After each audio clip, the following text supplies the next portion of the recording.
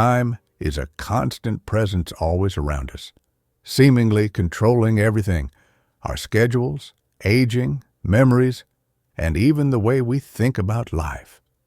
It is the true pulse of human existence, something we feel more intensely as we age.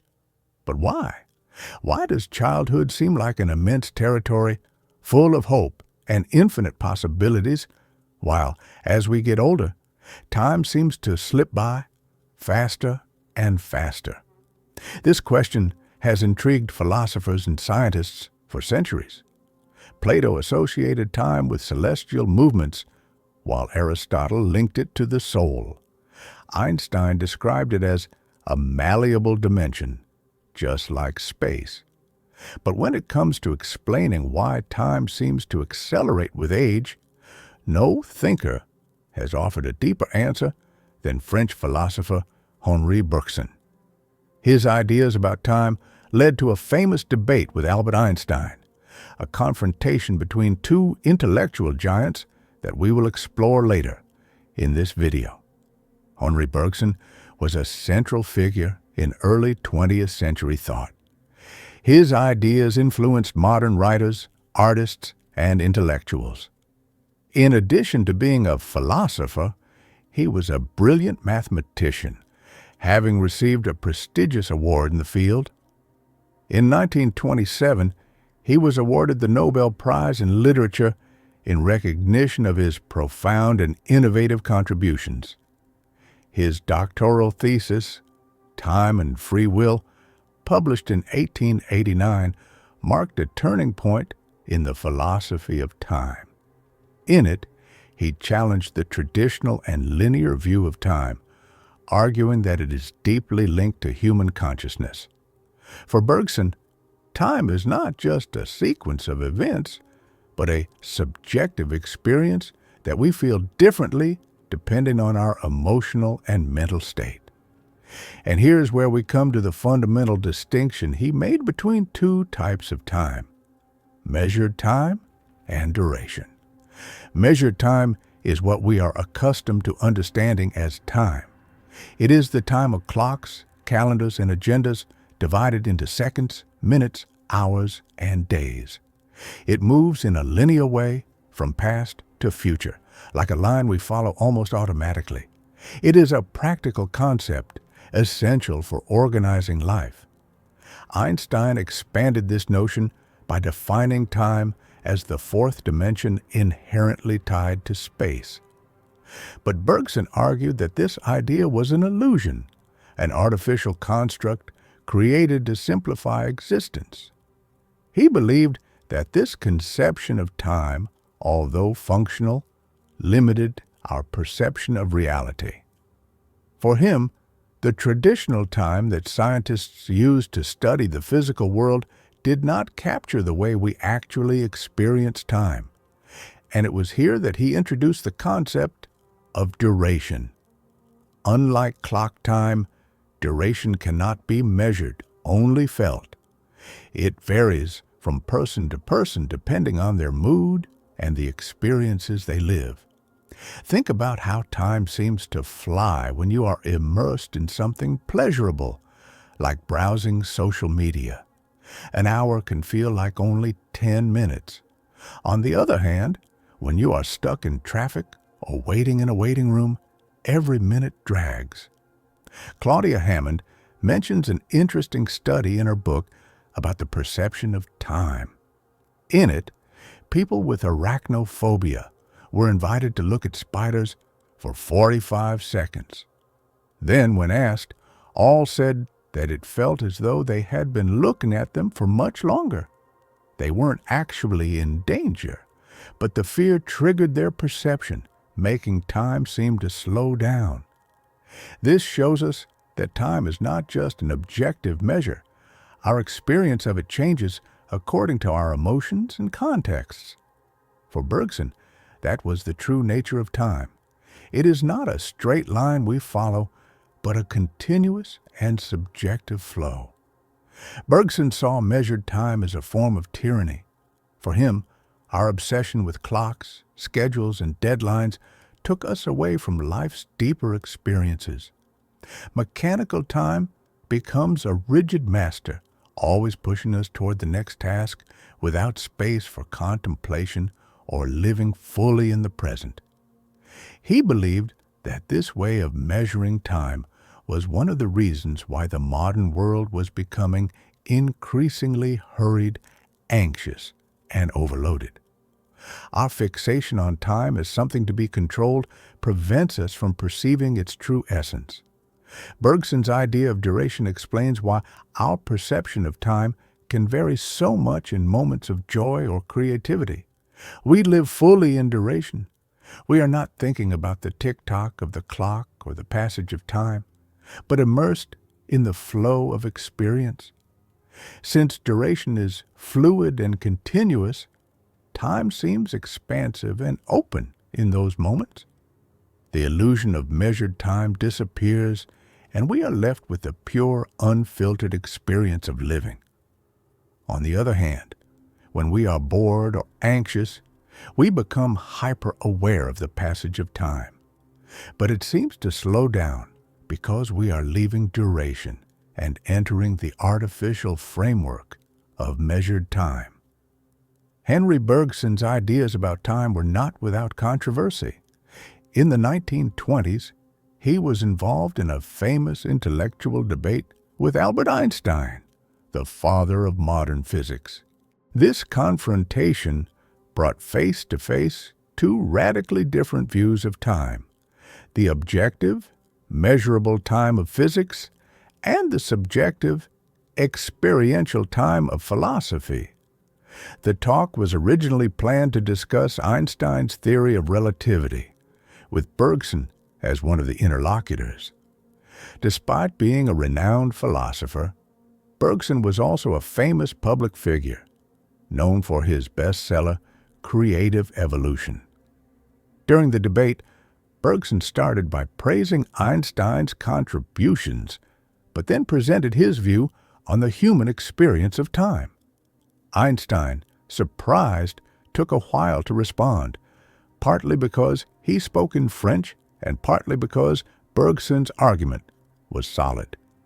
Eventually, Einstein replied, stating that there is no philosophical time, only psychological time and absolute time, dismissing Bergson's view as irrelevant to the physical reality of time. But for Bergson, Einstein's mathematical time was just another form of measured time, the same kind of time that clocks record and that he argued was an illusion.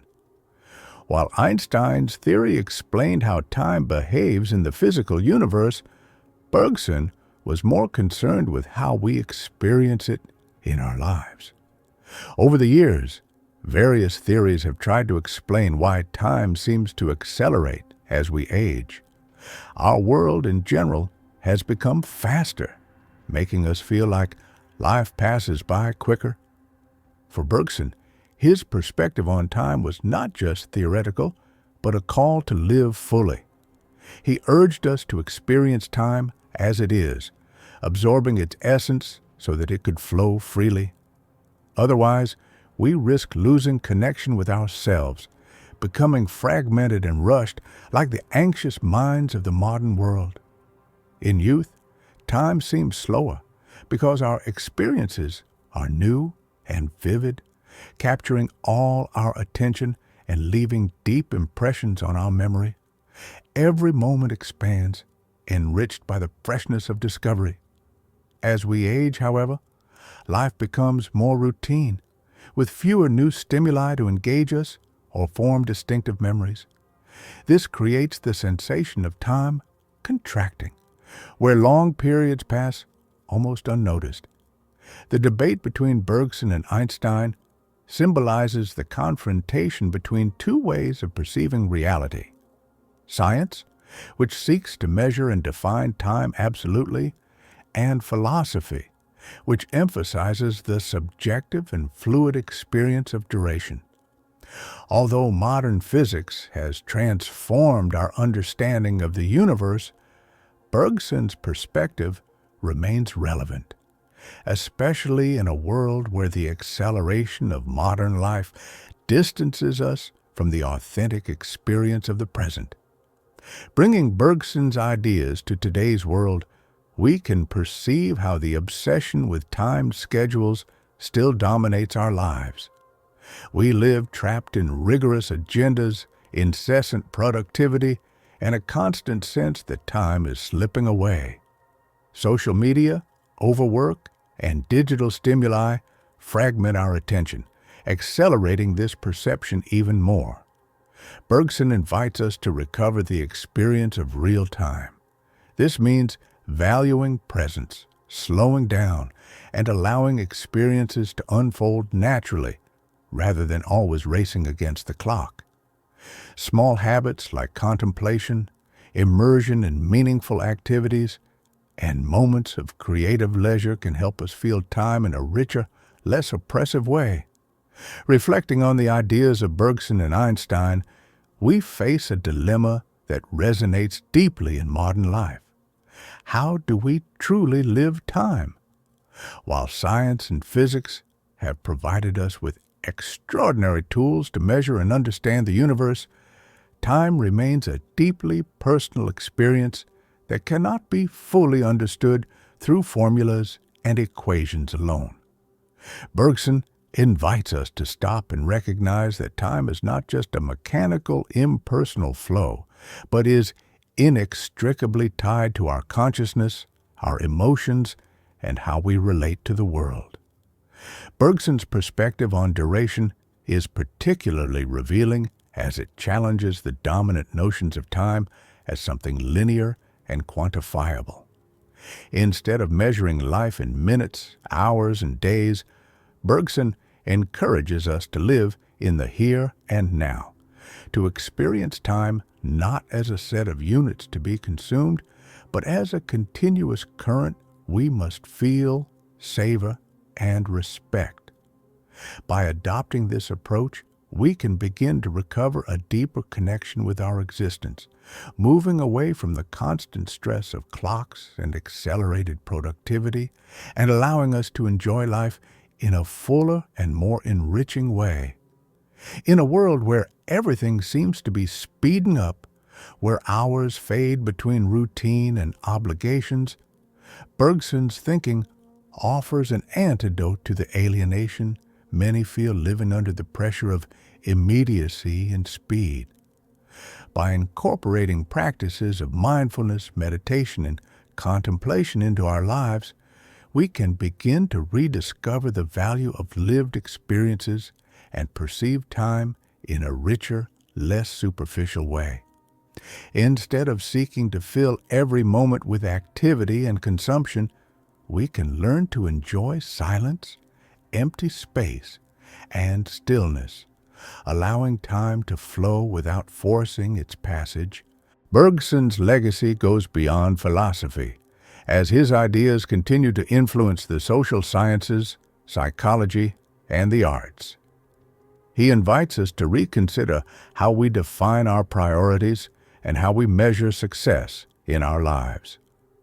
Rather than defining well-being and happiness by the number of tasks completed or the speed with which we live, Bergson suggests that true fulfillment is found in the depth of experiences and the quality of time we dedicate to what truly matters. Ultimately, Bergson's vision of time as a subjective, fluid experience has profound implications for our daily lives. It reminds us that time is not something that belongs to us, but something we must live consciously, feeling every moment, every change, every instant as an opportunity to be more connected to ourselves and the world around us. By embracing this perspective, we can begin to free ourselves from the chains of measured time and start experiencing life in a more authentic and profound way, creating memories that last and truly define our existence. Thus, reconciling Bergson's teachings with the accelerated reality in which we live, we can find a balance between the need to manage time effectively and the need to live time with awareness, presence, and gratitude. Instead of simply racing against the clock, we can learn to live in harmony with it, flowing with its rhythm without allowing it to dominate us. In the end, time is not just what happens to us, but what we make of it.